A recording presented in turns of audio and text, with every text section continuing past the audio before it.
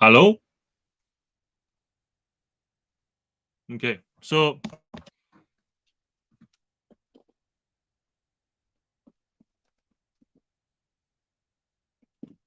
wait, let's try this.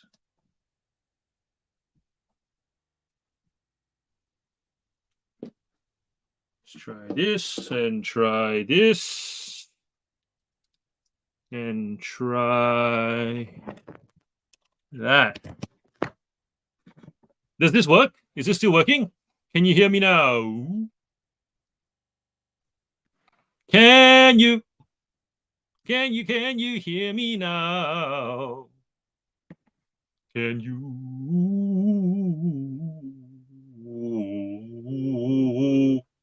Take two. All right, take two. Start again. So, in short, hello, Flipper J. Justin, you're going to be selling similar listings older than 90 days, which is fantastic, whilst watching TV, which is causing me to have a bit of a stress response because I feel like it should be more focused work. Clint's here. Hello. Jonas, what up? What up? Blondie. Matilda. And Michelle. That's 12. I want to get into it. I'm raring to go. Start a timer, and then we'll chat to whoever comes later.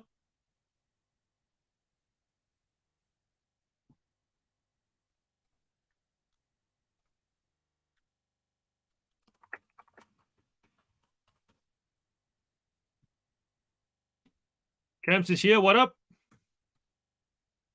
Matilda saying hi to Michelle. Someone give me a let's go, and then we'll start a timer.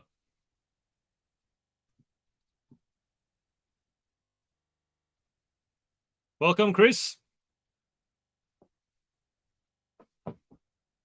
to Tuesday night, the best session of all the sessions, apparently.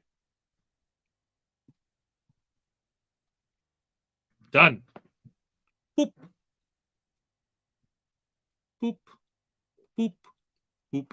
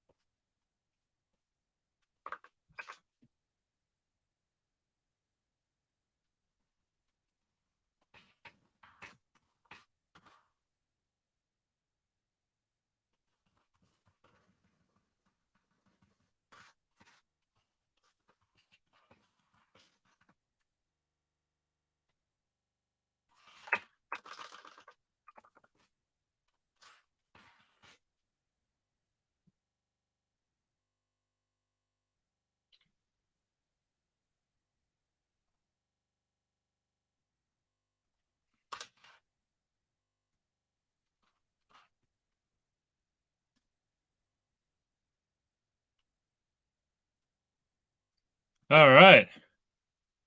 We are back here. Let's see.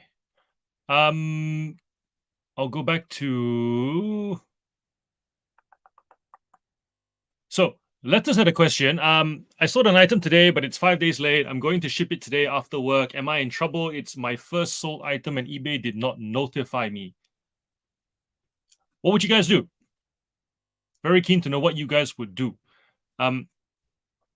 Rob mentioned that if it's after the date, you could look at upgrading to Express for the customer to help the experience. That's exactly what I would do. I upgrade to Express. If I'm late by 3 days, I upgrade to Express immediately.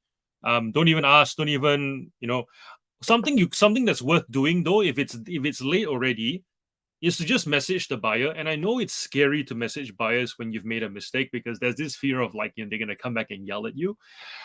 Take it from someone who does 1,000 items a month that most buyers are happy to hear from you rather than not.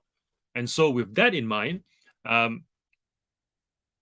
just find out, it's late. Just say it's late. I'm late for reasons. Just say family reasons. Just give a reason. I find the less fluffy and superficial the reason, the more accepted the reason will be. So, for example, if your kids are sick, just say your kids are sick. You don't have to go family reasons because family reasons is what a politician would say. Kids are sick. People understand that. I'm going to upgrade. I'm fulfilling your order today. I'm going to upgrade to express postage for you so that it gets to you as you expect it. Here's the expected delivery date. The range. Give them the range if you want to do that too. Ask them if the item is if you still want the item, and if it's for like a birthday or if it needs to get it by a particular date, which is a very small group of people, but for that group of people, they'll say, thanks for letting me know. I'll have to find it elsewhere. They won't be happy about it, give them a full refund, but there's a good chance they won't yell at it either because they appreciate not getting the surprise of it not turning up, right? Whenever someone buys online, we expect there's a chance it may not arrive on time. So give them that chance to say, I don't want it. And I think some sellers also, we get, we try and keep the sale even though we screwed up. Fact is, if someone bought it for a time-sensitive reason and you cannot fulfill it on time, we lost the chance to make that sale. Put it back on eBay, list it again.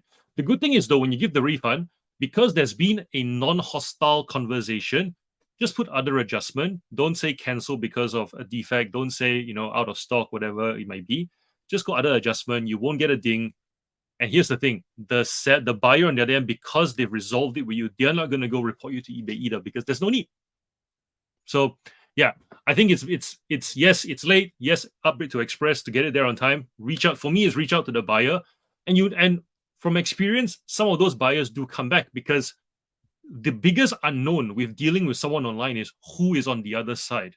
So therefore, if that is a chance for them to get to know you, guess what? Sure, you may not have sold them the item today, but in the future, when they want to buy that item from you again or a similar item, because if you're a niche seller, I'm a niche seller, as you guys know, I know that what I sell is relevant to them for a particular season. It could be because their kids are a particular age, therefore the toy I sell is relevant to them.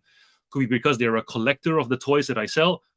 Long story short, the next time they want to buy again, they haven't disqualified me because they're now familiar with me. They know how I work.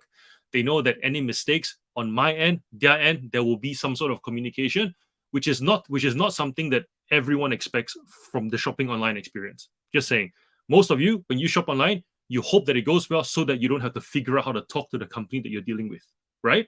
because there's no guarantee. Not everyone makes it as easy, and not every business will initiate the conversation with you. They create a channel, like a contact us, help, whatever it may be, but it's here it is, you can come knock at our door, hoping that most buyers go, you know what, too hard, I'm not going to. So the fact that you as a seller initiate that contact as well is actually a big plus in the context of online. Damn it, I hate the fact that I listened to Octo and Granny's episode today. If you guys don't know, the Disgruntled Octopus, the Worst Reseller podcast, they do a bit of banter, but they cover generally a fairly new topic every week. And they were talking about the session I did with Octo last week when Granny was getting her treatment. And they kept saying that I talk too much. And then I watched the episode again. I realized that I talk too much. And now I'm self-conscious that I'm talking too much. Damn it. All right, let's see some responses. Let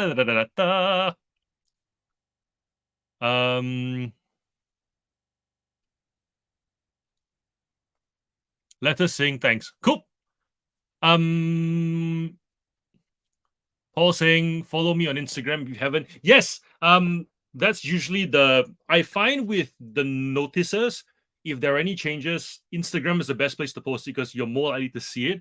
I put the same things up on the YouTube community page and the Instagram page, and Instagram gets the people see it. On the YouTube thing, not really, just gets lost in all the videos because I think that the community page is just there for people who go to the page, but it doesn't really show it on the home screen the way Instagram does. So yeah, do follow me on Instagram because that John the Reseller is what it is. It will update you on all the, if let's say we change times on sessions, if we do anything new with sessions, if I want to tell you to watch a video that you've never seen before because you joined this year when, there's stuff from previously that's still relevant, you'll get all those things via Instagram. Now, how was everyone's long weekend sales? Mine were down until last night. I had 6 orders come through 2-hour period, including an order with 24. Nice! 24 individual items. My sales have actually been okay. It's like not great, but not bad. And also just consistent, which is weird because I was expecting an uptick by now, which it has ticked up, but not to the extent that I want. So we'll see.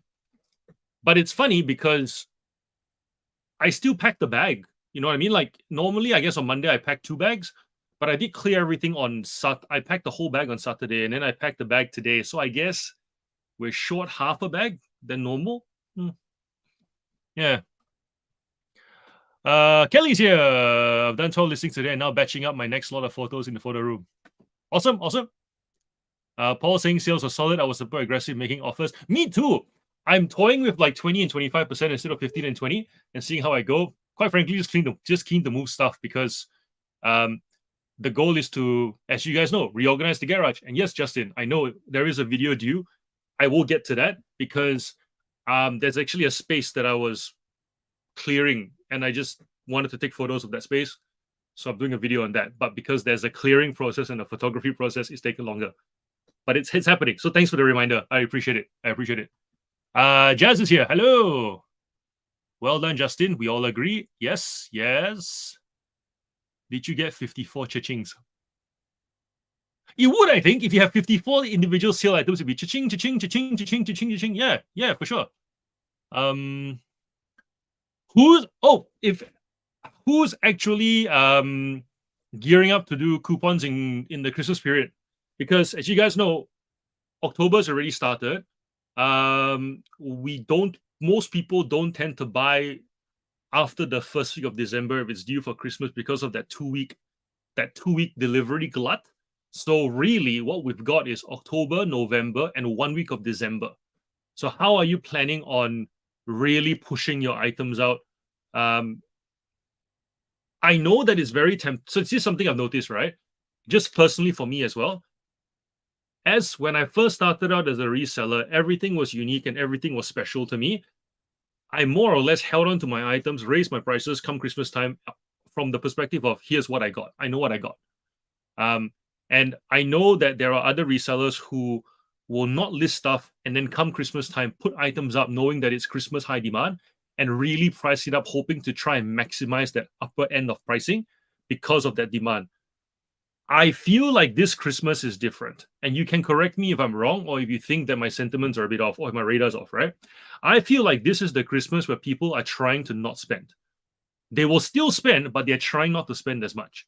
And I'm seeing that in the spending pattern. I mean, I sell toys, so therefore, I guess it's not an essential, but still, I feel people are not spending as aggressively as they previously did. They definitely are not overcompensating the way they did during COVID. And so when thinking about that, I feel like even if you have something unique, you have to make it so easy for them to buy that they choose you over the shops. So things like perhaps more aggressive coupons heading towards the last 2 weeks of the selling period before the Christmas break. So last week of November, first week of December, would you consider, if you're normally a 10% person, would you consider 25%? Assuming it's still profitable, right? I'm not talking about clearinghouse. Assuming it's still profitable.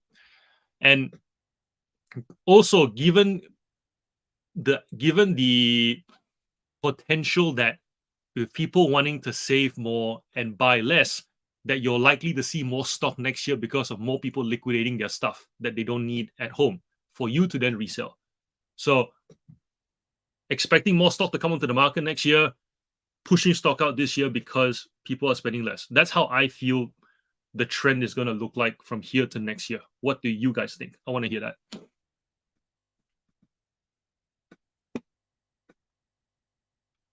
Be keen to know what everyone observes.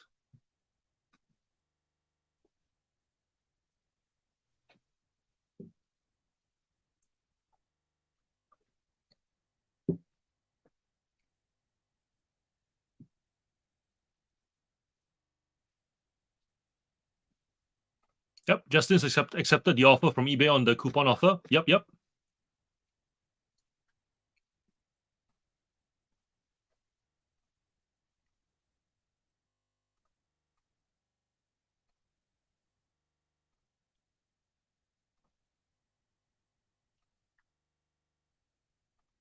And thanks, Puppy Dog, for the super sticker. I appreciate it.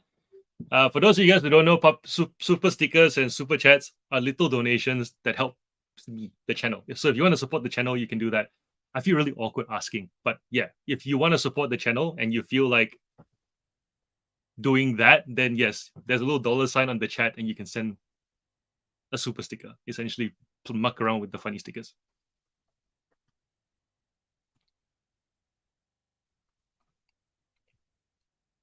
Goblin going, I decided not to go with the eBay promo emails, but put my oldest items on markdown, sold 3 straight up. Nice. Love it. Do we agree with the assessment? Do you guys agree with the assessment of there will be spend, but it will be less spend? Or do you feel like everyone's put off spending, therefore Christmas will be spending as usual? I already have a 15% off public coupon, so it overrides the eBay promos, makes them redundant.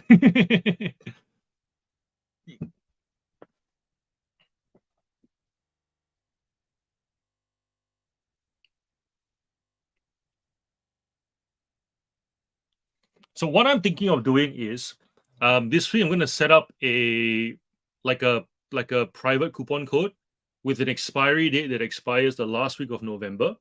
And the reason for that is I've noticed with my buyers, when I send them offers and they expire, they message me back saying, can I please have that offer?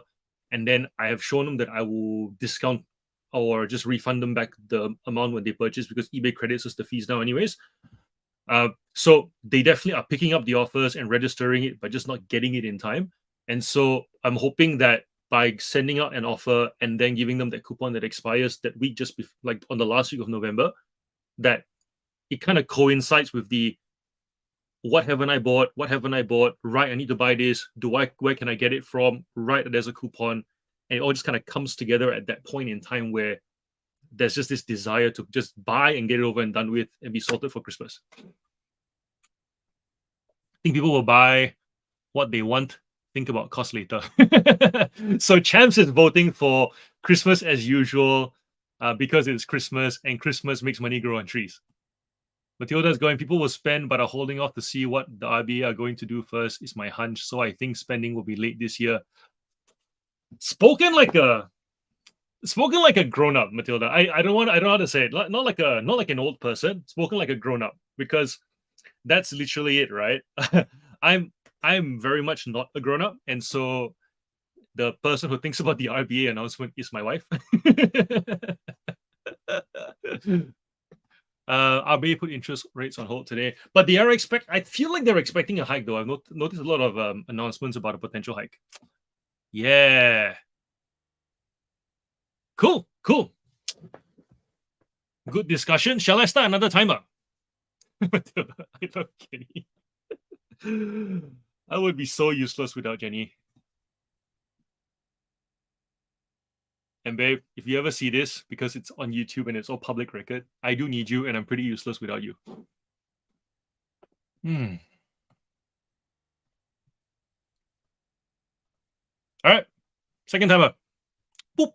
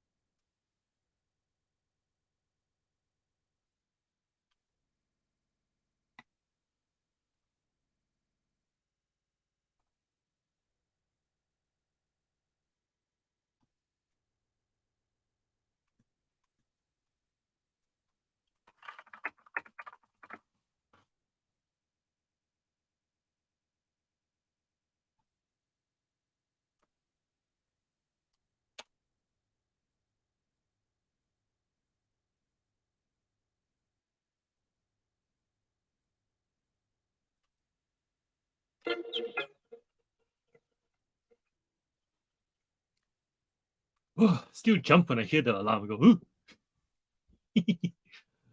go, finish up this listing and then we can talk again. 10, all right.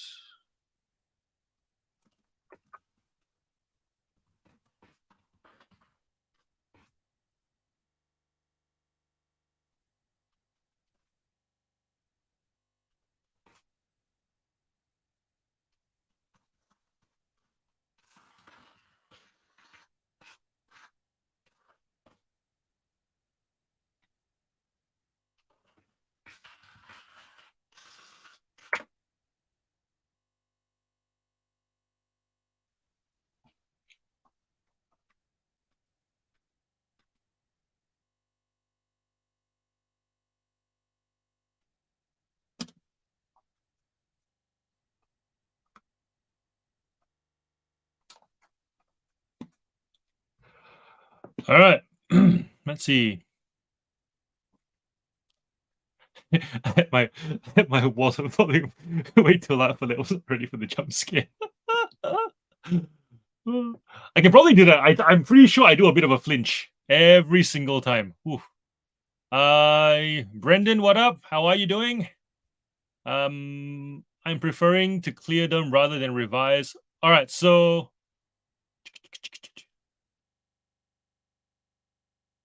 let's do the first question, right? I start a few questions. So Justin saying, how often does everyone go in and sell similar on old listings, and how long do you wait to do it? 90 days, 180 days, or even longer? Paul says, at the All Years Roadshow, eBay said that listings 9 months old are considered dead to them. If it's true, then they will be harder to find in search. But super specific searches will still find them, I imagine. And also customers browsing your store or active listings will see them, I assume. Why does eBay make it so difficult to end listings? You used to be able to do it in the actual listings. Now you have to search for it in the active listings. I'm referring to clear them rather than revise unless there are major whoopsies. Okay, so eBay did say that the listings being dead and still searchable, but it just means that best match it will not show. Sorting by price also is unreliable. So they say it should show, but people. So for example, let's just say there are 10,000 qualified listings. Actually, that's too big. For most of us, it'll probably be like several hundred, right? And eBay shows you the first 50 in best match. Sort by lowest price. If yours is the lowest, yours should still show up. But sometimes it doesn't, and they couldn't explain to us why. And so if it doesn't make sense for us to argue with eBay on the matter and try and hack it, clearly the sell similar option gives it a new item number and a new life.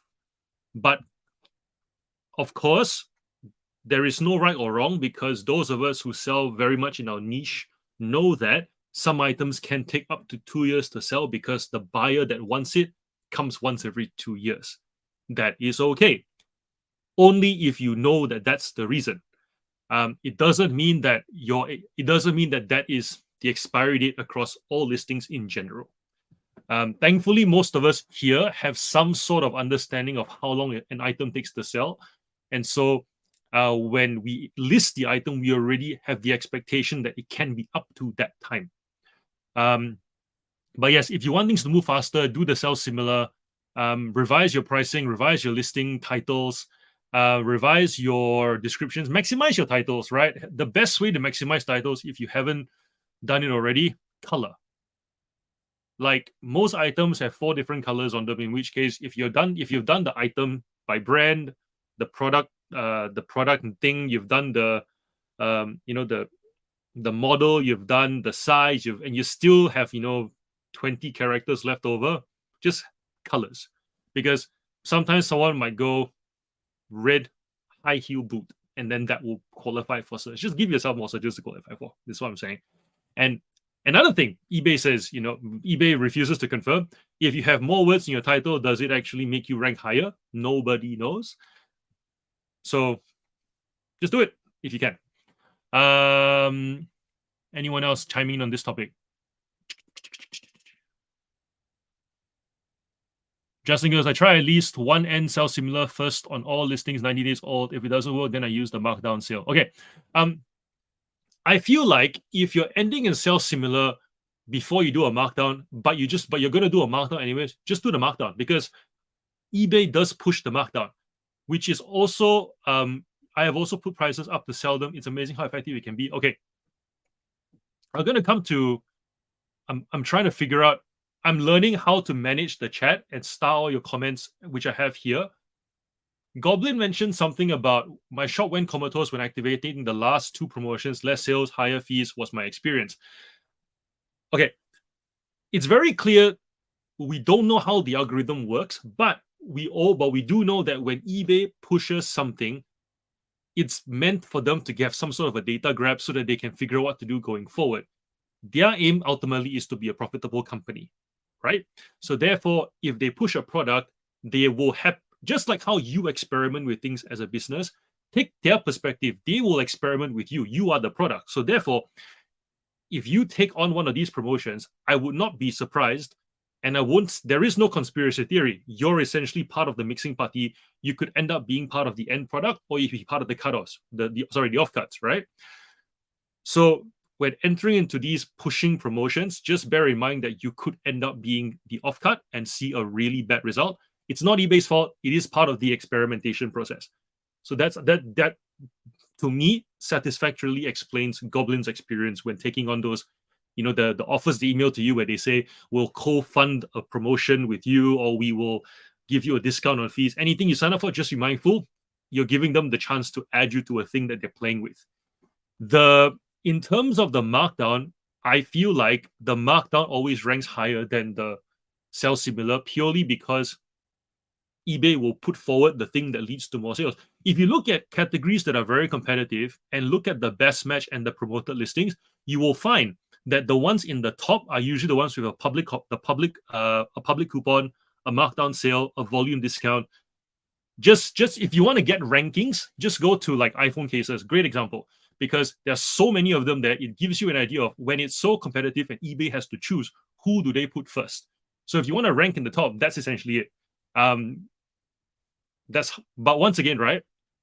If we're trying to sell quicker, but our products don't normally sell quicker, regardless of price, regardless of markdown, regardless of ranking, because hey, the buyer who wants that graded card, Justin, you're a card seller. The buyer who wants that card, usually if they know you have it, they will wait until they're happy to buy it. The price isn't gonna move them as much as someone like Paul who sells replacement tech for a business that has watched his replacement parts, knowing, give me that 20% discount and I'm going to buy 10 units, or that person who is watching a bunch of video games, right? Give me a 20% discount and I'll buy the 10 that I've been watching, and I hope that they're all there for me to buy when I want to go use the coupon. So in your situation, those things may not actually move the item just because the buyer doesn't behave that way. So you got to balance those two things. What eBay puts higher, what your buyer will do regardless of what eBay does. All right, so that's that. What do you guys think about that? Vea's here. Hello, hello.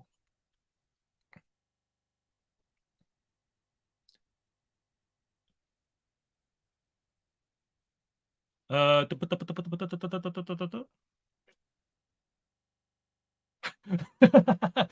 seen you step into a nice chat.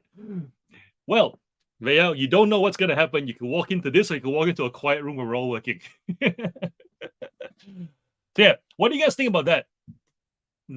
If you know what your buyer is doing, it doesn't really matter what eBay pushes. Your buyer is going to search for the item anyways, and that to me is like a confidence builder. But it also does mean that there are some categories. So I'll give you an example, right? I've got like trains, action figures, I've got toy cars, I've got baby clothes. The only category that I'm really growing is the cars because it's such a big market. I haven't figured out my place in it yet. Whereas baby clothes, very niche. Toy trains, very niche. Action figures, very niche. It's like those ones, no matter what I do, it's not going to move items quickly. It's just going to make my repeat buyers come back a little bit earlier. But with the cars, however, I'm noticing with markdowns, with sending offers more aggressively, it moves because it's a category that it's still very much fishing in the ocean. You don't know what the fish are going to do. So yeah, like I'm not going to go take those tools and go, eBay wants me to do something. I'm spreading my, my resources across all these stores because I still have to figure out what's the best use of my time, right? And I think as you get bigger as well, the thought of ending and selling similar across 5,000 listings, 10,000, it's quite a daunting thing. Sure, you can do what Justin does and break it down every 90 days, but it's still a very big task the bigger you get. And so you really have to understand, what am I getting in return for the effort? That's what we all want to know, isn't it? And I think knowing what your buyer does helps you to decide whether to do it or not. Prices that are on my items fluctuate daily according to the market changes, which is my biggest challenge, I feel. And also fluctuates according to whether sports players get injured or not. But that's the thing, right? I feel like just as stock traders have a comfort level because they know when to do things, I feel that's going to be your skill set ultimately. And the better you hone that radar, the more comfortable you'll sit doing your thing, because competitors will come and go and you'll just be like, yeah, I'm just ignoring you. And what is a crowded marketplace will not feel crowded to you. And I think that's very important, because if a crowded marketplace doesn't feel crowded to you, you will still be able to play your game regardless. Pretty similar to LeBron James, who is, 6'10" basketball player. You can crowd a basketball court with 100 toddlers. It's not going to bother him. He will still play basketball and dunk the ball. So I think that's the analogy. It's like you hone that radar, get your pricing, get your sales, establish your own baseline. People will come and go. You'll be fine. And I think that's something that we should all aspire to as resellers at whatever level we choose to sell at.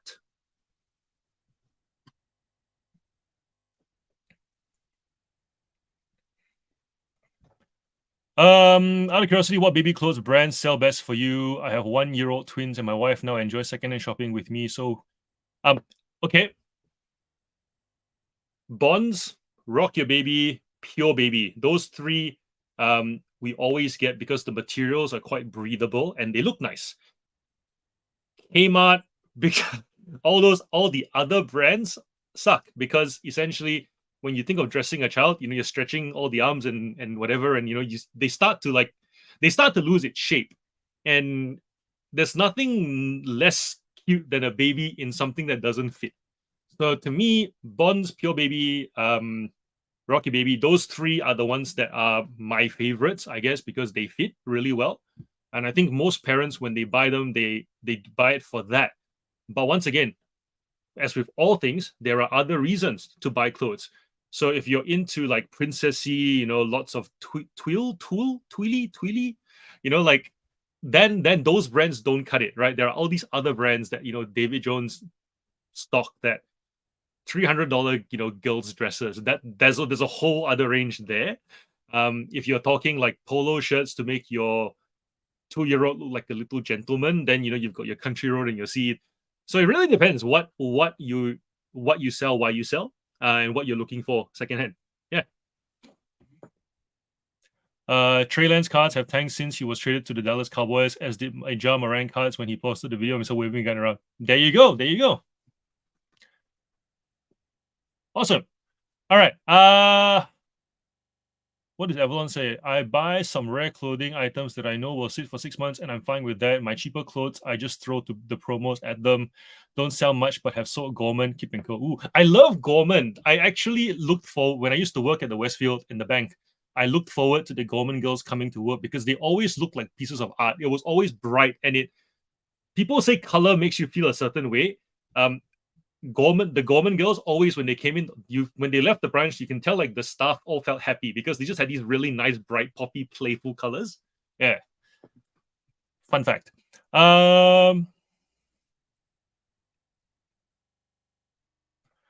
Jodie sold a doll the day she went out for the thrift call with Mel and Tom and Vea. Awesome, awesome. Okay, there was another thing I wanted to address. Let me see. Yes. So Jody saying big shout out to Avalon for being on the chat on the screen on Friday. For those of you who actually saw that, that's what we want to do going forward. Don't feel like you're compelled to do it, but if you want to, that's what it was meant to do. If you don't feel like you want to list and you don't feel like doing work, but you want to be here, but you want to get work done, let me know. I'll throw you on the screen and we'll both get a solid half hour done to kind of get the engine going. And then after that, you have a solid session. So that's really it. After that, if you want to talk, you can talk. If you don't want to talk, just say, I've got nothing to say. That's it. Don't feel like because you're there, you have to do this, right? It's just there to kind of get you going. So yeah, that's there. Liz saying, long story short, once again, life has been turning slightly upside down. Yeah, keep going, Liz. We're praying for you. I know there's a lot been happening in your life with you and your partner, home and whatnot. Little steps. That's really it. Just do what you can do, and yeah, hopefully it turns around for you soon. Dave saying tuning into the live stream gets you sales. Yes, I feel like that's been happening. I've gotten some sales too. And then Justin saying, how often do you go? Oh wait, did I find out that one? Yes. Cool. That's all the things that I've wanted to comment on. Did I miss anything?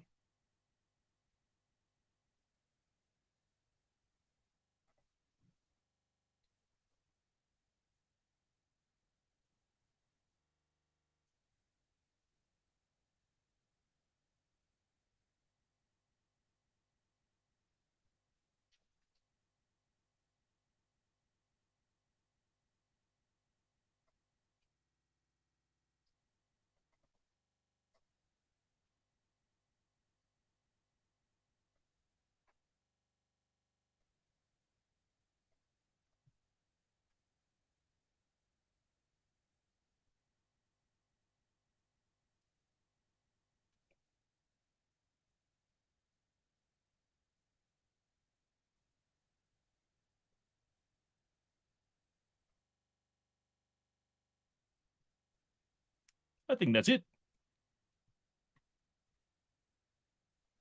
How's the organizing going? So I did I bought 1,400 toy cars. And part of that process was clearing a space for them to be able to sit next to the photographing table. So that's been happening. I did a video on that, and I hopefully will get it edited by the end of the week so that you guys can see the end result of it. Let's just say I put myself through a little bit of pain for this, and it was very much a content driven exercise, not so much a productivity driven exercise. But the byproduct of that is led to some clearing. So that will come up in that video. Yes, as you know, with me, trying to do more of the reselling and the YouTube together, because it's the reselling, right? It's all about the reselling. So yes, you guys will hopefully get a new video from me end of the week, and enjoy watching me suffer. Pumpkin patch no longer available. And all right, can I start another timer? Can I start another timer? This is good. I'm sitting on 29. I've done 29 drafts so far, so I'm quite happy with that. Gonna try and get to, let's say, 100. Give me a let's go. We'll start another timer before snack break.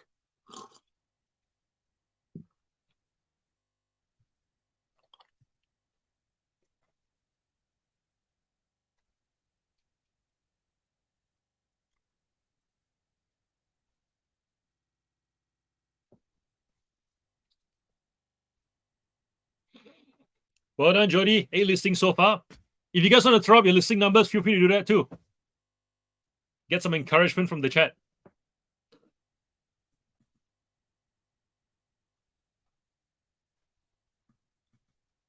Yes, Avalon found $70 in clothing that she bought, which is fantastic. One of my dreams is to find like a super collectible trading card in a book if I ever buy a book. I think with Top Wheels cars, it's like collectible pins. That's what we usually look for. Mandy found someone's tongue piercing bar. 10 New Zealand dollars in a book the other day. Nice, nice. I used to manage a pumpkin patch store, probably one of the better retail jobs I've had because it wasn't exempted to buy all the products. 50 and then sell similar so far. Awesome, awesome. Cool. Cha-ching is not working. Very annoying. What if you say it out loud when you get a sale? Your phone should flash on, right? And you should see it and go, cha-ching. The other, I've been thinking of, speaking of cha-chings, I've been thinking of setting up like an email for notifications so that I get all my, so I go to my various inboxes for the various eBay accounts, and then if there's an offer, case, sale, or message, to get them sent to this other inbox so that's the only inbox that flashes. So that way when it flashes, I know I've gotten a sale instead of logging in and out all the time. So I'm thinking of doing that, but that's effort. So I got to go and put aside time to do that. And in saying that, Paul, you just heard me, and I know you've got a suggestion. So I'll wait for that suggestion. But this is my rudimentary version of how do I get all my notifications without logging in and out. Mandy's done 1. Awesome. Goblin's done 3. Nice. Nice. Nice. Cool. All right.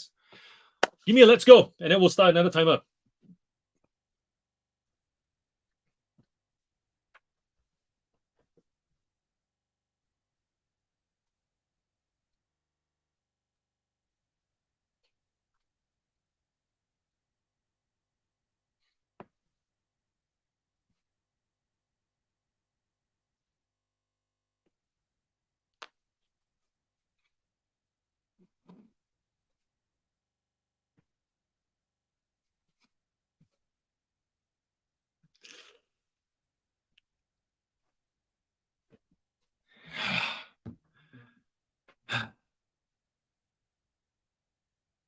Night, Avalon. I feel like because I've asked for a let's go, no one's going to give it to me. And so we'll never start another timer. And this is sad.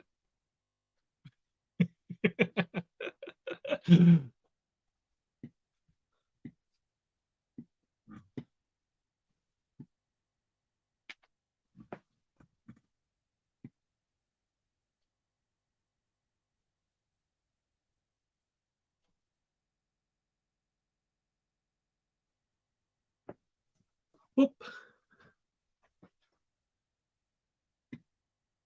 Wait, you did? Where?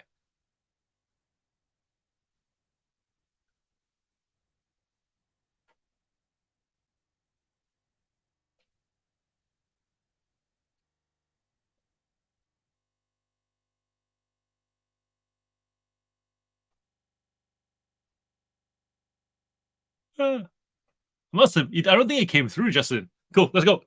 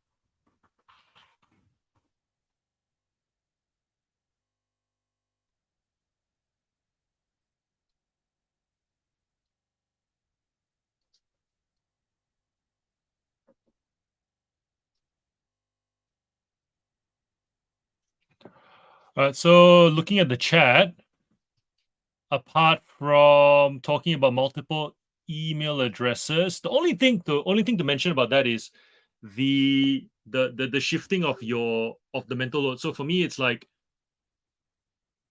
I believe the reason why these sessions work is because when you're here, you're not thinking about anything else. Things that are urgent, we do. We don't have to think about it. We know it has to be done. And packing in our business is that thing. Once the packing is done, it can be very easy to go, I guess I can do laundry. I guess I can go and source. I guess I can go and take some photos. There is no hierarchy, and discipline is very much required for that hierarchy to exist. And so, in order to maximize the flexibility of what we have, these sessions keep us accountable doing this. Because after we ship, we need to list, process, that way we have more things to ship. So I think in that sense, when thinking about the mental load of deciding what to do next, the multiple email thing is really just for you guys have the I think Goblin mentioned about, but you still have to log in now. It's not about the inconvenience logging in. It's the fact that my brain is wondering, should I log in now or not?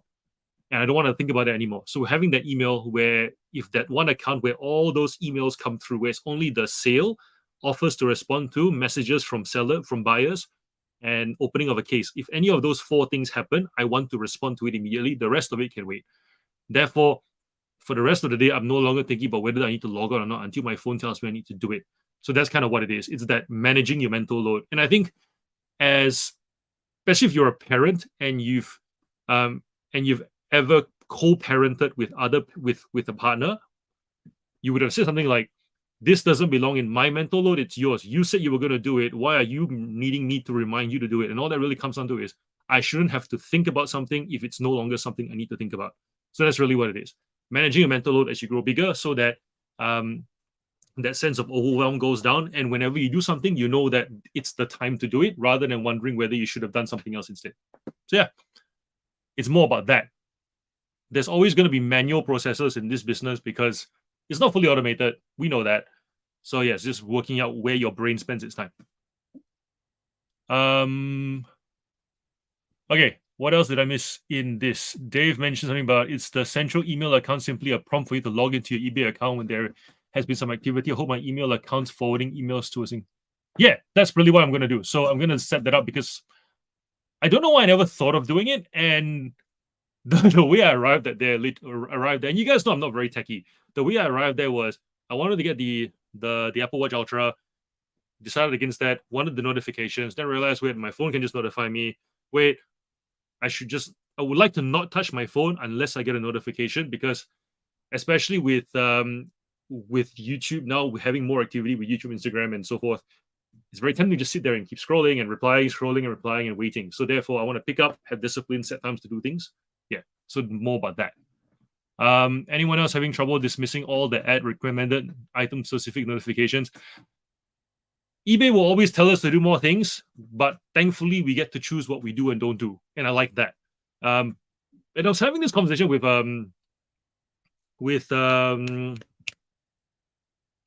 Matilda about how there are very few platforms that the word contrarian came up, and I love that eBay still lets you be contrary, because there are other platforms you go to that will insist that you do things a certain way, otherwise you cannot tell.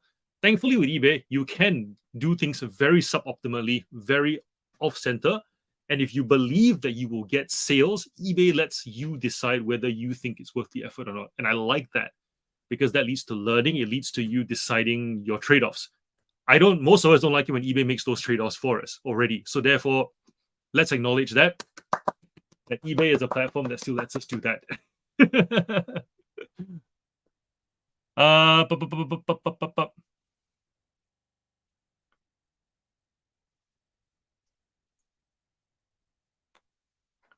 And I think Matilda made a comment. Yes, because Matilda said, "We are blessed to have Paul. Thank you for being so generous with your time and willingness to help us out." Yes. So, Paul, I share that sentiment. You are very knowledgeable and very willing to help.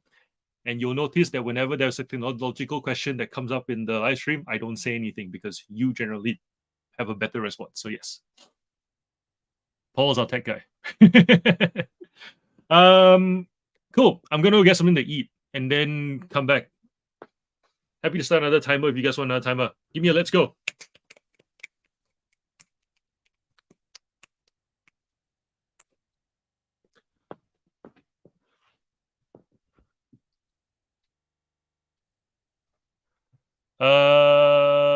Come up with the best questions to ask in these chats, but I always forget them when I actually get here. You need to write them down, man. I write them down as well because otherwise they get forgotten.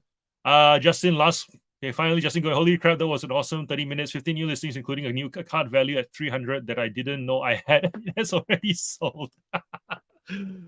Woo! That's good. That's good. And as you guys can see, I've already planned ahead for the next 4 weeks. I'm gonna so what I've noticed just mentally is that um the weeks are fly by really quickly with these live streams. It happens, then next week comes around, and on Monday I'm trying to make it happen. So prepping my head to kind of go 4 weeks so that it's more structured, and you'll probably see some sort of adjustment and revision happening with the format as well to make it more effective. So yes, new timer. Boop.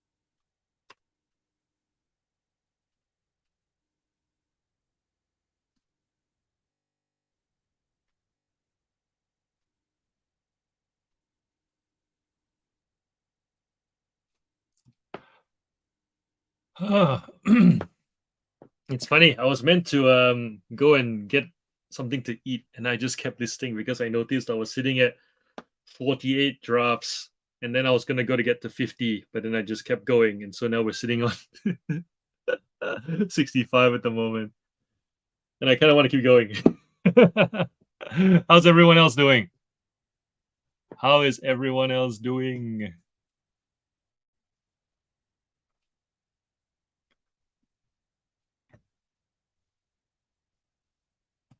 Jody created 2 extra categories for Christmas and Halloween in my store last week. Great. I love that. I love that because you can create it and then remove it. You know, it's like what Grumpy Granny was talking about with Octo this morning, that you can be seasonal with your store and not everything has to be set and forget. And so yeah, do it, and then but just remember to obviously get rid of those categories once the once the holidays are over.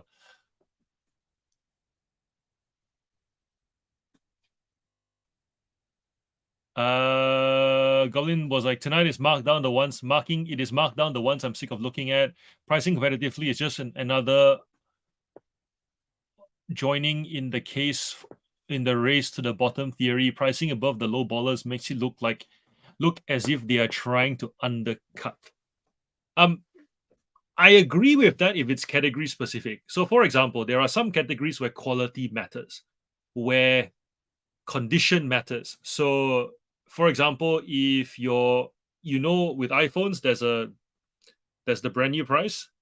We know that most iPhones between 10 to 15% off. That's just making money for the seller to more or less breaking even, gray market. Maybe there's some foreign exchange kind of profit they make there. And then there's this gap in between where it's used refurbished, that we expect there to be some level of certainty, whether it be explicitly stated Australian warranty, whether it be free returns over 90 days, whether it be great feedback, photograph showing detailed photograph showing attention to detail. Therefore, the item you're getting is likely to be a great item, tested item. And then you have that undercut effect where if somebody puts up an item, they took 2 photos front and back, not the sides, not the corners, not even turned on, and $199, right? That undercut effect happens because there's an expectation of quality. So if those are the categories you play in, then this thing works, where you can price up, take more photos. Toys, it works for me because take more photos, write great descriptions, have great feedback, respond to feedback. Something that people underestimate is, whilst in the mobile format you don't see the replies to feedback, in desktop you do. And in desktop, if someone goes to your feedback and they notice that somebody has bought something from you and they appreciate the item and you appreciate that they appreciate it, and you're like, I see you, you see me, we see each other, you're my person, I'm your person kind of vibe. If that's the vibe you get from the feedback, immediately a collector is going to buy from you because they know that this is someone who gets what I want. So yes, all those reasons support the lifting of the price that allows you to make everyone else look bad. So consider that approach. It's not always about lowering the prices. And actually, that logic is, if you are increasing prices because you understand the value of the item to the buyer, then the markdown sale says, I know the value, but I'm doing a deal. It's that anchoring, knowing who I am. It's not always about racing to the bottom. So someone can be charged the lowest, but if they're not conveying they appreciate the item, the buyer doesn't get that sense of confidence, doesn't lead to them buying, unless they're the kind of buyer who doesn't care, or there are some buyers who will take a punt, right? There's always going to be that section of buyers who take the punt. And that's something that we, as resellers on eBay, the longer we sell, we need to realize every pool of buyers for an item can be segmented. And you can never really sell to all of them, because if you sell to all of them, you're not selling to none of them. But if you pick the upper, lower end, somewhere in the middle, and you know why they sit there, you can sell to them constantly. And it's like picking bait, and you throw into the ocean, you always get the same fish. And if you can do that, you found your spot, and that's your sweet spot. Keep it. You can, and also it gives you lots of confidence to not listen to all the other stuff you hear on, YouTube or Facebook, where people complain, do this, do that, here's a hack, do this, and it always works. You can pretty much ignore it and not feel uncertain, because you know what works for you. I start a couple more. I asked in Granny stream, do you set up a daily or weekly payouts? For me, it's daily, just for cash flow. We want the money to come in daily, so you know what to do with it. And I think the other thing is, you don't want to not be able to get money if there's an issue. So, for example, right, if you set up to weekly or monthly payouts, whatever, that isn't daily, if you need money, it's not like you can go and draw the money out. You know what I mean? So therefore, just do it daily, so that you have the control of those funds and put it aside. That's why I do it. Accounting wise, if you have a cloud accounting system, I use QuickBooks. It just sorts it and categorizes it anyway. So it's not like it's any more work for you. Granted, if you're manually accounting, sure, it's an additional entry every time, but still, control of your money. That's the most important thing. And then Jonas goes, question, apart from pricing items competitively, what are some ways everyone is doing to expedite sales? We did cover that, didn't we? To some extent, because Goblin commented, expedite sales.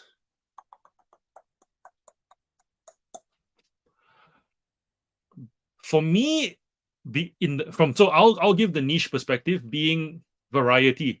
So obviously there are items that I want to sell, that I want to list, because I know that they are higher value. And I know that if you're an everything seller, yes, you want to put the high value stuff out there because you are incentivized to do that, so that when they are bought, you get paid more money. But for me, being a niche seller, I have to kind of, like tonight, push through listing all these $2-3 cars, because the person who collects that model of car, for them to buy the $9, $10 car, they also want to see that there's the $2-3 car that justifies the combined postage. So for me, it's the variety game. The moment I list, between 8 to 10, if I have 8 to 10 different versions of the same model, just different colors, different years, so on, someone tends to come along and just buys all of them, and then they've saved my store. So that's the reward for me. So that's what I noticed from my situation. Expedite sales. Pricing has very little to do with it. Markdowns very little to do with it. Coupons very little to do with it. It's variety to complete collections. So that's the niche seller's perspective. What's your business model like, and what works for you? Tell me in the chat. Hello, Lian. Welcome.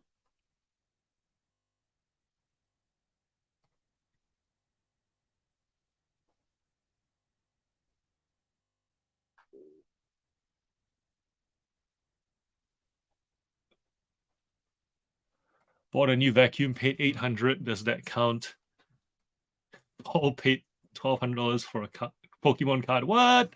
Well, we just paid $1,200 for a tent. So we went camping, and somebody lent us an air tent, and I realized that I do not want to ever put poles through a tent, so therefore bought an air tent, and those things don't come cheap. 6-man air tent, $1,200. Mandy done 7, but I was an hour late, and I'm listing stuff at higher price points, so making sure I research and list at the right price. Yep, makes sense. Mandy, your game, my game, completely different, right? My grind is in the listing and putting it up there, variety. Your grind is fixing it, making sure the detail is great, so you get that high dollar value. Work. Your work just doesn't show up in this session, but we know you're working. We know what you do. Rob, your personal experience, you don't want the customers who seek the lowest price. They're usually the ones to deal with. Yeah, I don't know, man. Like, yes and no. I feel like I have bargain hunters. I have repeat bargain hunters. And I often ask, okay, at the start, I used to get annoyed, but then I realized, wait, if I'm going to really double down on a particular niche, nothing is really that rare. To the point that I made on the episode I did with Octo, I was like, after a while, there aren't really that many things that you don't see often. You know what I mean? And so, if that's the case, why am I hanging on to an item when I can make some of the money? Second sports point, right? Like make some of the money all the time. So to me, if you put up very little barrier and you're willing to give and give and give, reciprocity still kicks in at some point. And if I can turn they're not low ballers, right? They are just bargain hunters. And especially if you're a niche seller, you're not gonna get the low ballers just because they can't get it anywhere else, especially if they're after multiple items. The fact that they want 5, 6 items at a good price, you pretty much end up being the only seller that can do that because you're the one that's continually replenishing. I'm thinking, well, almost if I can push through tonight, there'll be like 3,000 Hot Wheels cars, right? So it's like, to me, you recognize why people come to you. They come to you, they seek a bargain, you sell to them, they become a repeat buyer. It's kind of nice that whenever they come, they actually have noticed that they lowball less and less and less, so to speak. It always goes like, I'm prepared to give up 20%. They ask for 30, but multiples, fine, once off. It's not a public coupon, so it's not like it cannibalizes sales to everybody else. It's a best offer. So therefore, even if someone comes and looks at the sold, it's just across, they don't actually know the exact dollar it's sold for. Great. Then they come back again, and I've noticed that the discounts they ask come closer to what I would like because there's a sense of reciprocity. They'll never go full priced, but that 30% becomes more like 25 and 20, 25 and 20. And then from that point on, we find a little happy medium. So the cheapies, the bad cheapies do exist, but I don't think it's a general like sweep across statement. And I want to say that because if a new reseller watches this, I don't want them to be afraid of that cheap buyer. They have value and they have a place in your pool, I guess. Okay, another 15 listings done. Hit target, hit. Go back to ending and selling similar on my older listings, but snack breakfast. Yeah, I gotta get a snack too. I don't really want to play move the books again and again game. I guess it's all part of reselling, needing to move your stuff at times. Yeah, me too. Moving stuff. For sure, for sure. I do payouts daily, so I can do a little dance every day. I think as a niche seller, it's about the variety you have in the category, like you said. We're more similar than not. What is an air tent? So imagine a tent that has poles that are okay. Imagine a jumping castle, right? The poles are just air pillars. So if you imagine instead of poles, where the poles are, you've got little balloon pillars, the way a jumping castle looks, and you just pump it up. So essentially, you lay it out, you pump it up, and it's up in like 5-10 minutes, and then after that, you just slot a couple of metal things inside to kind of give it a bit more structural integrity. But for the most part, it doesn't get it. The poles don't snap when the wind blows. It doesn't move with the wind. It's just easy, and I can do it as one person rather than needing. Because I always go camping and I'm generally there a day before everybody else because Jen works on the Friday. So if like I want to go on a Thursday, take the kids out of school early, it's kind of hard to do it with small kids. So therefore, if it's like 5-10 minutes, you just go, then it's done.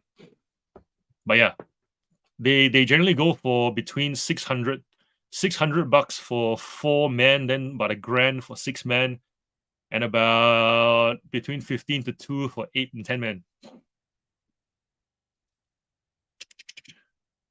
Bread and butter item, stuff that sells under $50, I can just list 2 minutes per listing, but I like to research the higher end stuff. And I think we also like to enjoy listing, like researching, right? Like to go, what, like, and just even appreciate the little details that we might miss. If somebody asks for a few dollars off when I'm already the cheapest, they go on the block buyers list. They're always the biggest pain. All right, that one I can agree. I definitely had that experience with comic books. I would be the cheapest, and then, I still get those messages. This book was only worth. Okay, the ones that I block are the ones who go, "This is only worth this much when," or "This is above retail price."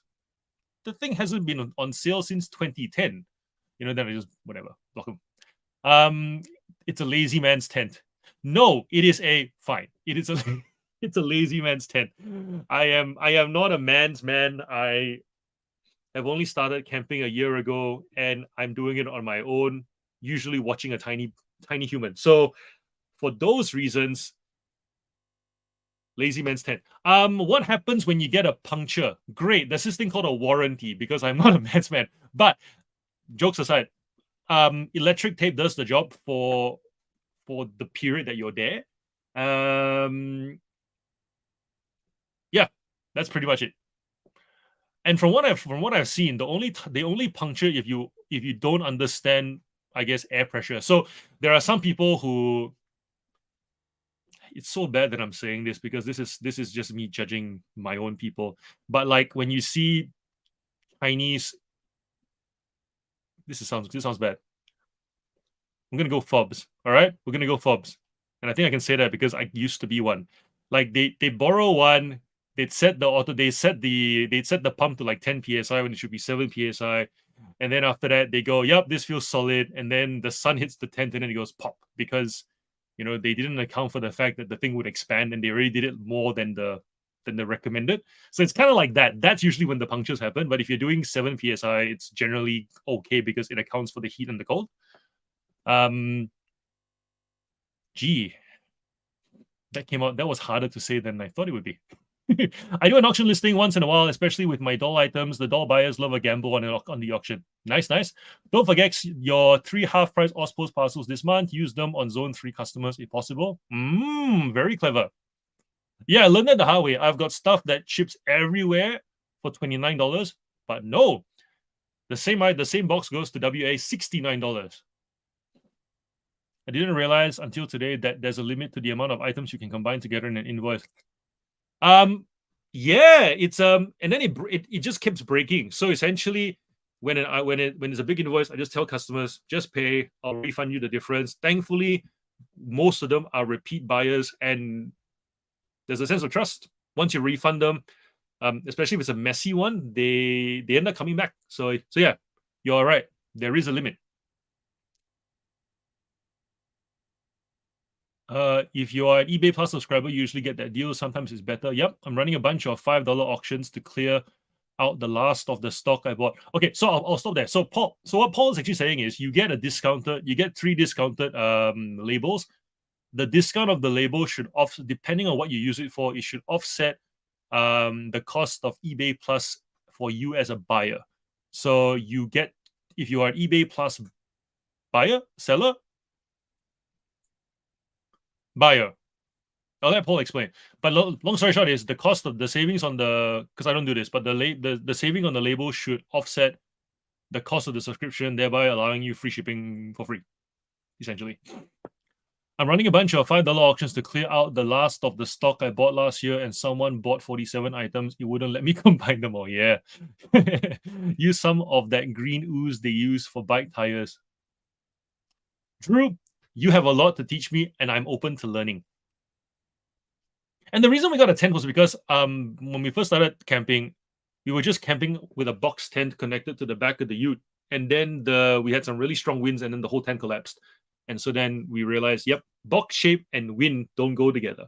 And a few places we're going to are like beachside. So got to be more careful with that. I did outbound in year 10. Our tent was a plastic sheet. Have an air swag made by Dachi. Have used it on sharp rocky surfaces many times with no issues. We never go back to traditional poles.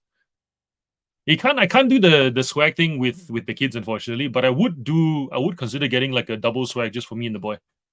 We get her to pay for 40. We had, and then 7, we had big problems with it timing out when she was paying and it wouldn't go through. Oh man. Bike puncture kit doesn't work because when it blows, the hole is actually quite big.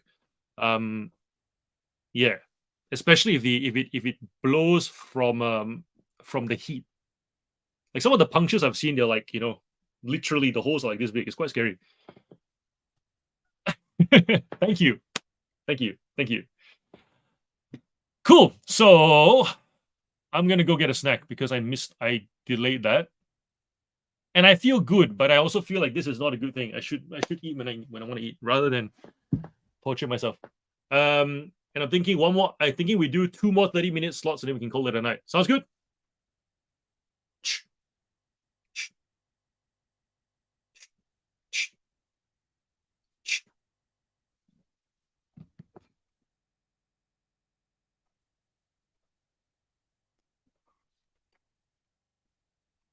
So Paul says eBay Plus subscription as a buyer, 49 per year, and each month as a seller, eBay currently give you 3 Sendor, I think, and 3 Ozpost half price parcels. eBay need to fix their multiple items and make it easier. I keep putting this feedback to eBay.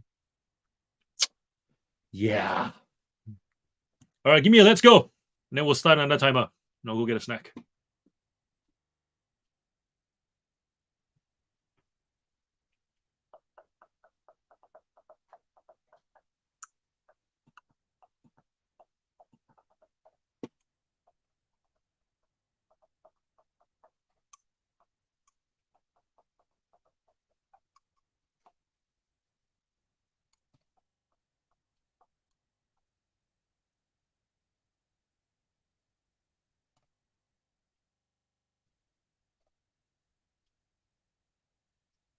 Night, Vaya. All right, you guys can have a break. I'll go get a snack and I'll come back.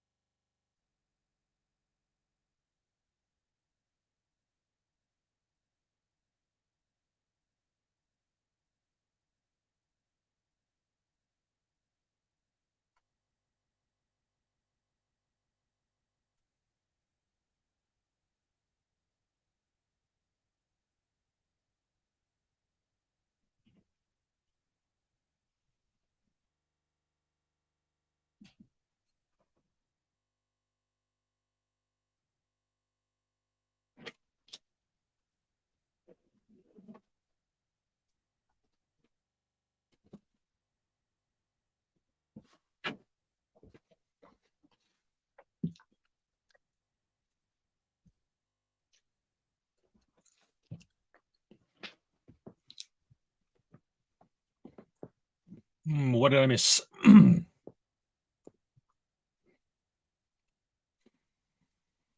When you go to cancel after 12 months, they give you $30 retention voucher to stay, so kind of free money. Many ones, let's go. Everyone that put feedback on eBay on a regular basis, hopefully they eventually listen to suggestions. Been running these auctions for a week now. They're very successful. I've been on a sourcing spree these past 2 days with the money it's made. Nice. John took you literally. He's gone. All right, I'm back. Let's go. 2 more sessions, then we'll call it a night.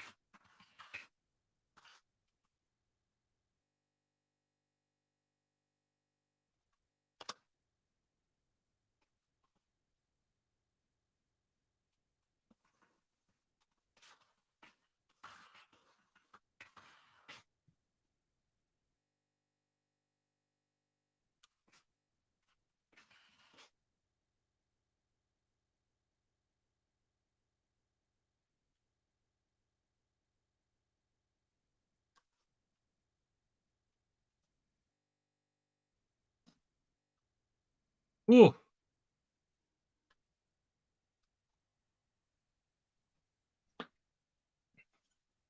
80. All right, let's see.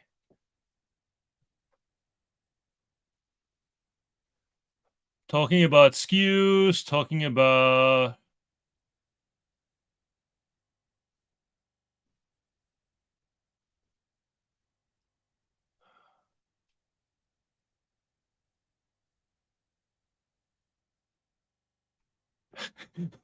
being a wife is the worst. So much thinking. Oh, I love having a wife. I cannot. How I function, how I manage to function as a single male is I forget. I forget how I function as a single male. Um,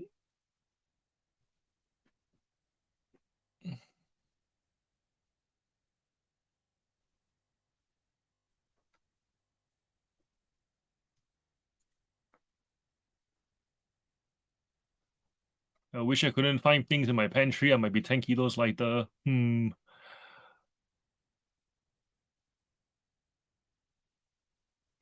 Close to crazy chat. Well, look, 1 o'clock. Sometimes we get really awesome chats. Sometimes we get really deep, really productive chats. But tonight, I think we've covered like four different like solid topics. So we're allowed to go crazy. Who cooks the most? The chef should decide the pantry layout. I have stuff about 2 nights a week. For that, when I really need to phone it in and we have burritos or something easy, he seems to prefer the simple things anyways. I do probably 4 or 5 nights most weeks, sometimes every day if her shifts are weird. Cool. He's gonna figure out within no work. Well, at this point in the night, right, I'm on a mission to get to 100 drafts. So if you guys wanna, if you guys wanna do whatever, do whatever. But it's been good. It's been good. We still got. Usually by 1 o'clock we have.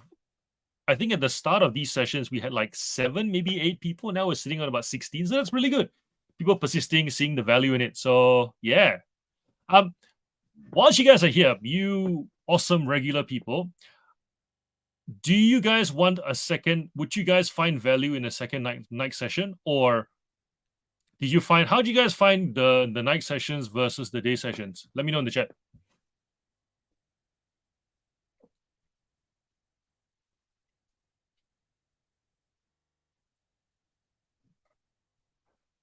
For media eBayers, does putting in a UPC make a difference? If you put in a UPC, eBay will fill out a lot of the info, so I recommend it. I have so many items like that I put aside. UPC lookup for movies is pretty good. CDs seem to be bad in general. Yep.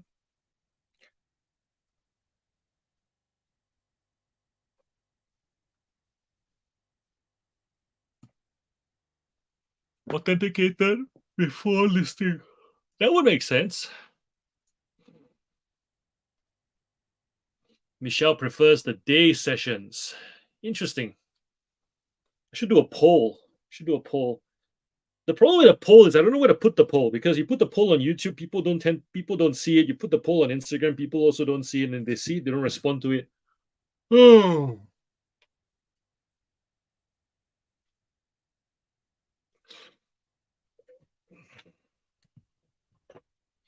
We'll figure it out. One a week is good for the night session from a hobbyist perspective, anyways. I don't think another night session will be good. Tuesday works so well as it's early in the week and we're all energetic. All right. Cool.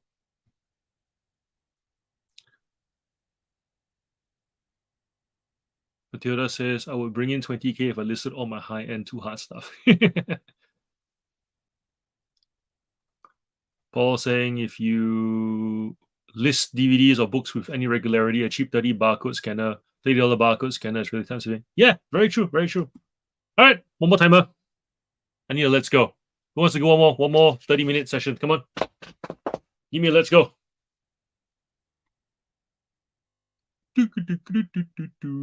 Jody prefers night listing. All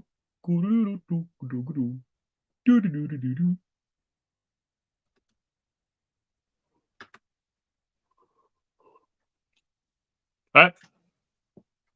Boop.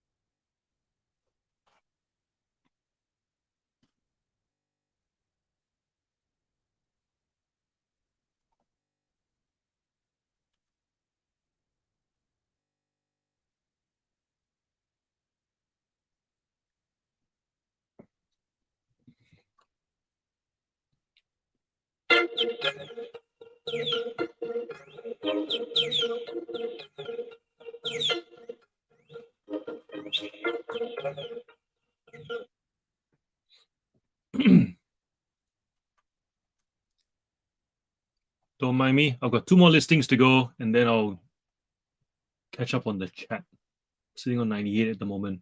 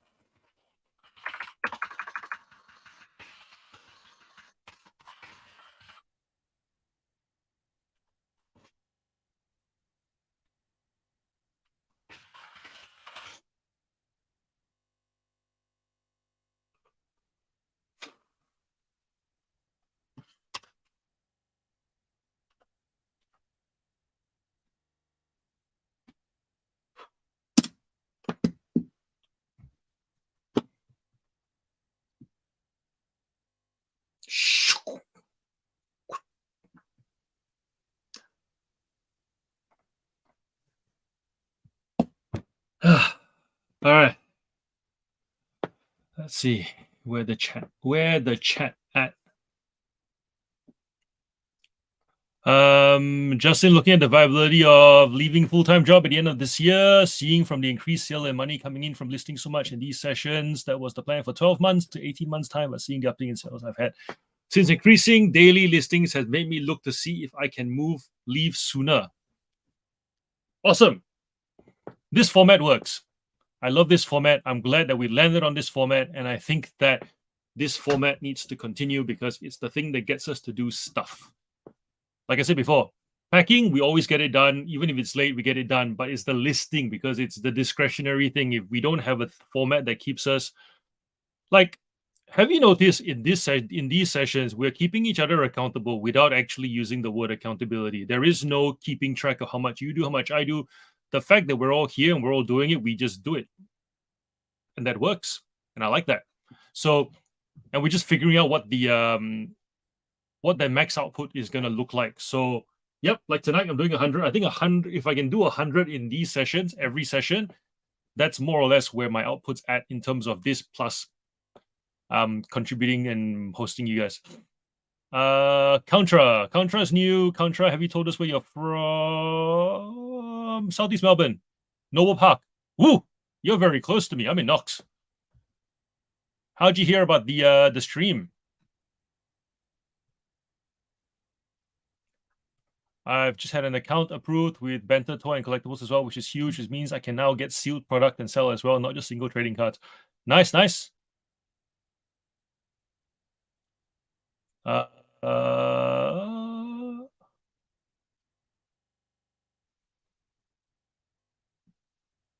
Jody and Contra talking about Legos. Who's doing a 15-second video for Octo and Gigi to play on their podcast? You can advertise your stuff for free. Ah! Janelle's here. Hello. Yeah,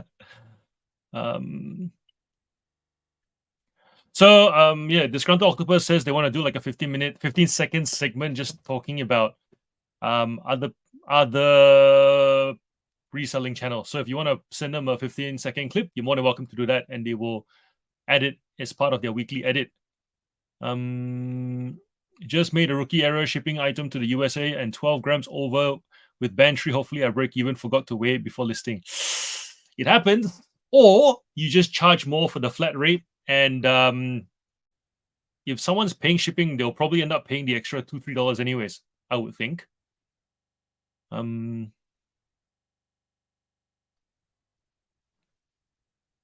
I thought I bought tons of Lego from Oppie, found out more than half are Mega Blocks, hadn't heard of them before, never thought to check, my bad. Yeah, and after a while you can tell just from the gloss on the plastic if you buy them enough.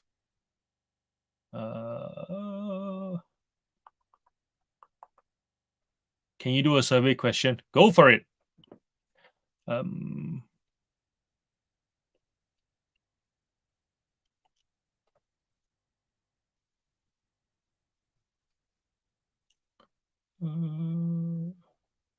Mobavito, not far at all. I know, right? I think today we did 7 sessions, 7 rounds. Yeah, I like that. I think when we make it a point to get back into it and just keep going, we get things done. I like it. Came through Mel's channel. Awesome. We'll see you in the next ones. Next one is Friday morning, 10 a.m.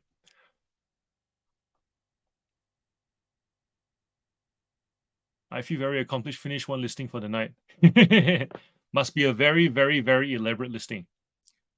Janelle wanted to ask a question. Did she ask the question yet?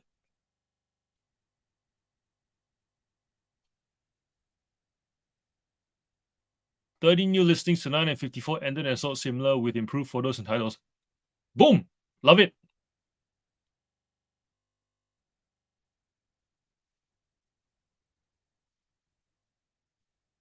I'm currently listing what I found in the hard rubbish last week and just found out that the lamp I found was worth good money. It's a Lalique crystal lamp with a bird base, asking 1,000, maybe more. Wow!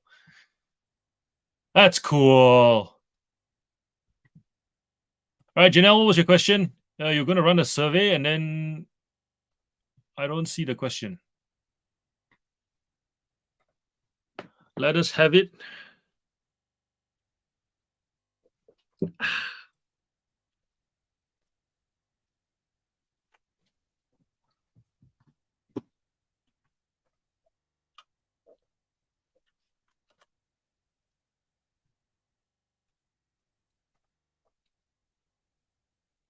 What sections or features of eBay you don't utilize enough because you don't know how to use or understand its use?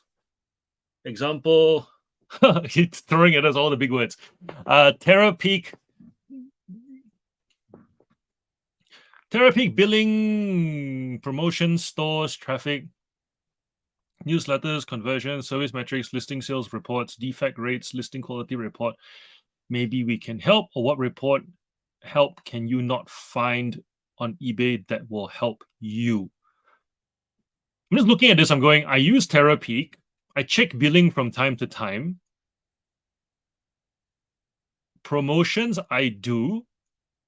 I understand the store function. The traffic one doesn't change enough. I use it once a year, maybe, because I don't being in that. I think for me, this is just very much a for me thing. Once you narrow down to a niche store, a lot of that stuff you don't even use because nothing out of the ordinary happens that often. And I think to some extent the data only, I consult the data only if things are a bit off. So I suppose like with the repeat buyers, even with the promotions, I end up seeing a high uptick in repeat sales anyway. So therefore, a lot of that stuff, yeah, I used to use it, but then I don't use it anymore. Because because after that, it's just a case of once you find, I think, yeah, those tools to me feel like once you find your rinse and repeat, you just do your rinse and repeat and you don't spend time looking at those reports unless something odd happens. In which case, then the people notifying you via Facebook and Instagram and YouTube going, hey, by the way, does this not work? Hey, by the way, have you noticed this? Da, da, da, da. That's more that's, yeah. So I feel like the tools, like, so my response is it's all there. I know it's there. I know how to use it. I never seem to think I need to use it because nothing out of the ordinary is happening to compel me to use it. But I love to hear what you guys think in the chat. Like you guys you lovely men and women of the chat.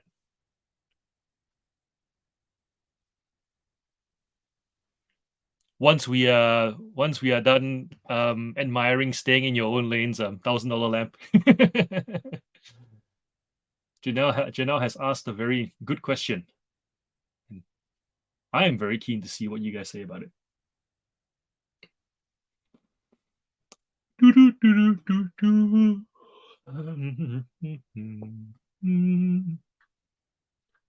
Michelle says, I use most of these features except newsletters, offers, and listing in eBay. In fact, I only use eBay seller pages for metrics. Oh yeah, because you use like an external app for all your sites though. So I guess your use case is a bit more unique.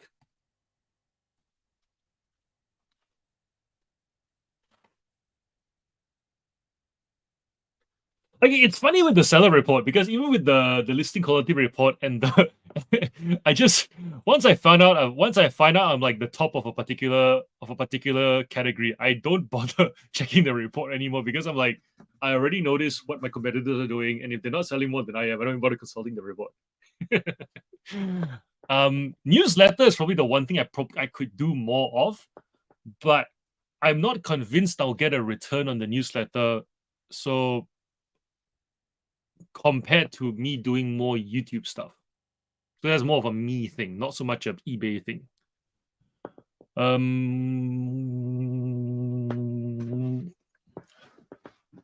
I don't get or send messages on, so Michelle doesn't send messages or get messages on eBay. Paul says, I would like some hard data and sell through of all eBay sales that have free shipping, paid shipping, and eBay Plus eligible listings. Ooh, that is good. I like that. Yes.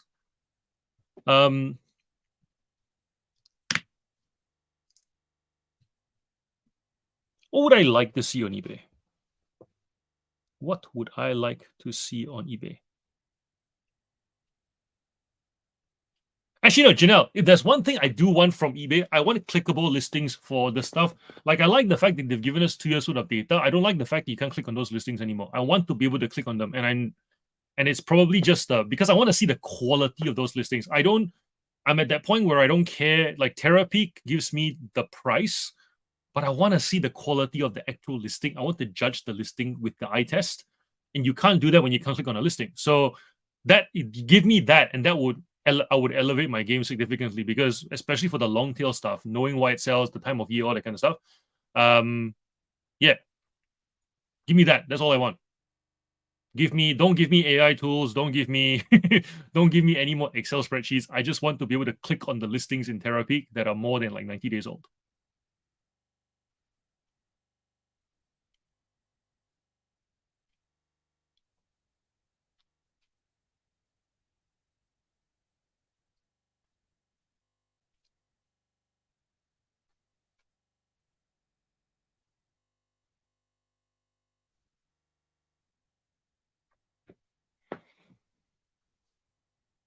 Jody wants to know what is trending for used toys and to be able to figure that out.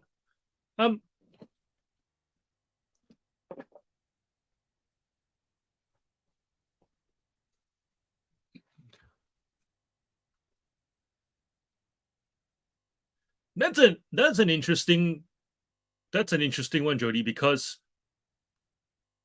say you find out that there are 20 different trends and you start looking for things, will you be more likely to find items that can okay, when stuff is trending, it means it'll sell quicker. It doesn't mean you'll make more money, because when you start competing with the things that everybody wants to sell, you end up always making less profit.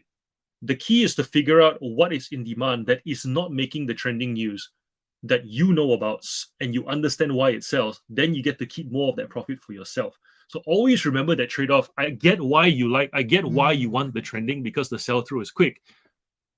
But let's just say you participate in that game.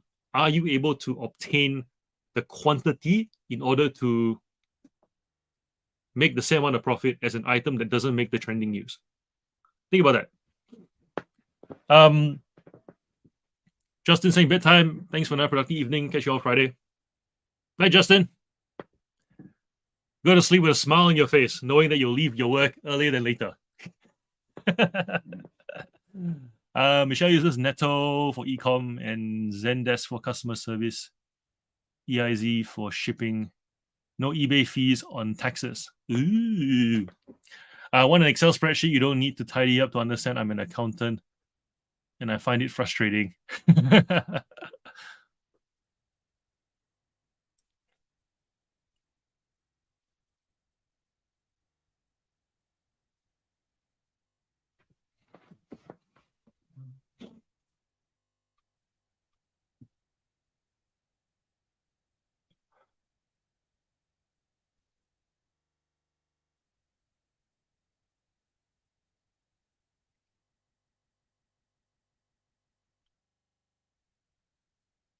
Contra saying uses Facebook only, wishes for whatnot.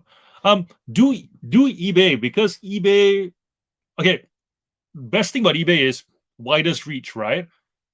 Do eBay, that way you'll know whether the reach is worth the fee that you pay. I get why you do Facebook. I get it. Give eBay a go. I mean, all of us who have done eBay realize that eBay is significantly less effort, for even with the fee included.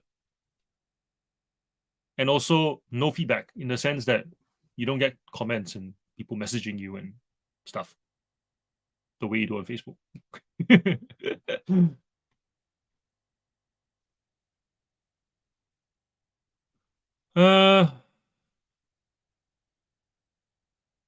Therapy feature back to where it used to be. Privacy reasons, apparently. But how is it privacy reasons? The stuff's already on the site, right? Like, to be able to click on like if I can click on a sold listing for 90 days, why can't I click on a listing that's a year old? It's an item that's sold on eBay. I just want to see, like, just to be able to, even if it's not, like, I want to see the photos. That's really what I want to see. I want to see the photos so that you can gauge the condition, item specifics, things like that.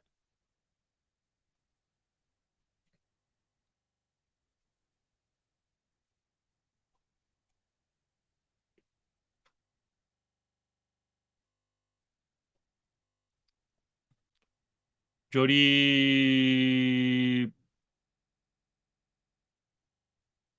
bought puzzles and found 2 the other day. Oh, nice. Well done. Quick sale is fun.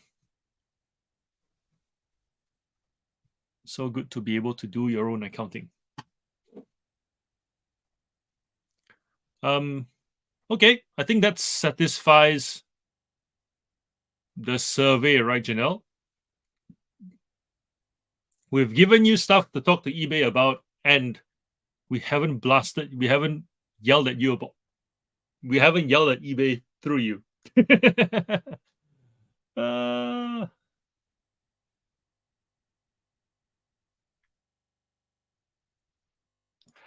Thank you, everyone, for coming today. Thank you, everyone, for a super productive session. See you all Friday morning, 10 a.m. Well, that's 10 a.m. Melbourne time. So match your time zone accordingly.